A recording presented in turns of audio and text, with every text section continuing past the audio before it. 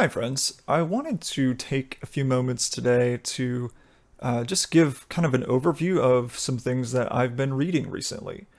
At this point, I am not actively engaged in dissertation work, and so this has been a great opportunity to branch out, read some things that I might not ordinarily read, and sort of try to better myself, enrich my diet, as it were. And so I have, let me see, three texts that are not Luke related and two that are.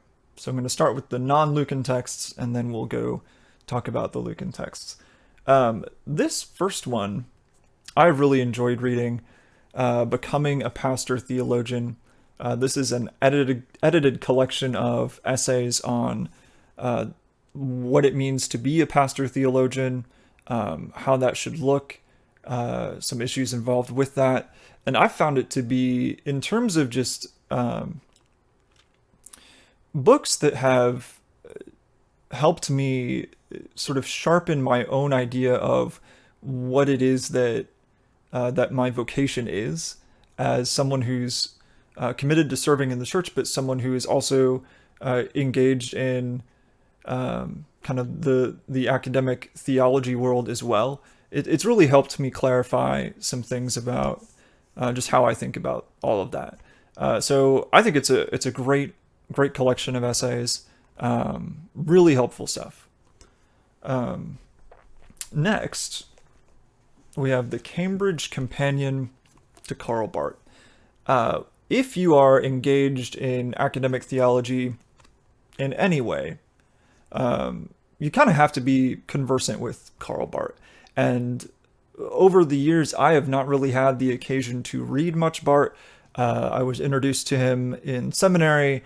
I read his Dogmatics and Outline, which I really enjoyed. But other than that, I have not really had really the opportunity to read or think much about Karl Barth's work. And so I kind of needed a place to start. I just needed to get the lay of the land. What are some of the high profile issues that Barth wrote about and valued?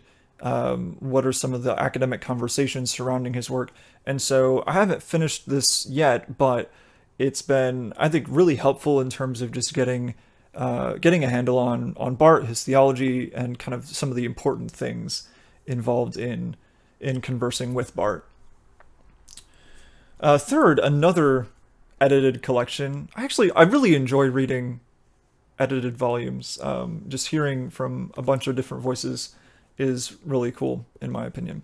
But Trinity Without Hierarchy.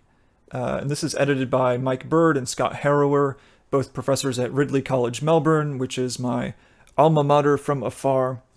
And this is a collection of essays that were mostly written kind of in response to the eternal functional subordination debates a few years ago. And what I appreciate about this book is, number one, the variety. There is something in here for everyone, whether you're interested in biblical studies, historical theology, patristics, no matter what you are interested in, there is something in here that will appeal to you. And so I really enjoy all of these different voices from different kind of sub-disciplines, all having this conversation. But also I appreciate not only the timeliness, but sometimes with books that are specifically intended to address a particular debate, they can get bogged down in sort of the specifics and the very particular location and time of that discussion. However, I think all of these essays have a lot of value beyond just that discussion. And so this is something that I will be coming back to for years to come, even outside of the question of eternal functional subordination. These are some really great essays that have a lot of value and are, I think, really, really helpful in just thinking about the Trinity. So even beyond the question of eternal subordination. Kind of in a similar vein, we're now moving kind of back towards Luke. The Book of Acts. This is a volume from, I believe, the Catholic University of America Press.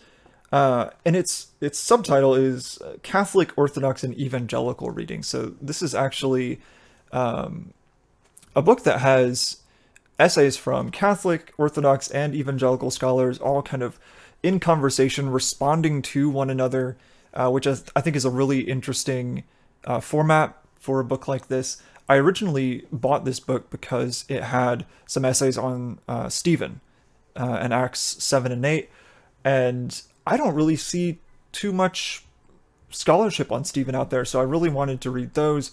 The essays on Stephen are really great. I highly recommend those if you're interested in Acts. But yeah, I'm gonna read the rest of these as well. I kind of started with the essays on Stephen, and I'm working my way through the others. But I think it's just really interesting to see that kind of conversation, and so highly recommend this as well if you're interested in kind of topics in Acts. And the last book is F. Scott Spencer's Luke commentary. This is a relatively recent publication, I believe. What I appreciate about this, number one, I'm using it for, I'm adding it to my commentary resources for the Luke series I'm currently live streaming on Sunday afternoons. But what I like about this is it's a little bit different in format. It's not sort of a blow by blow, verse by verse commentary.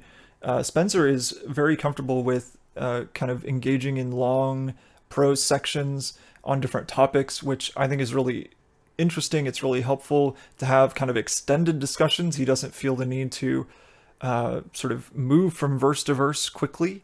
And so I think he does a good job of capturing some of the theology that exists in Luke.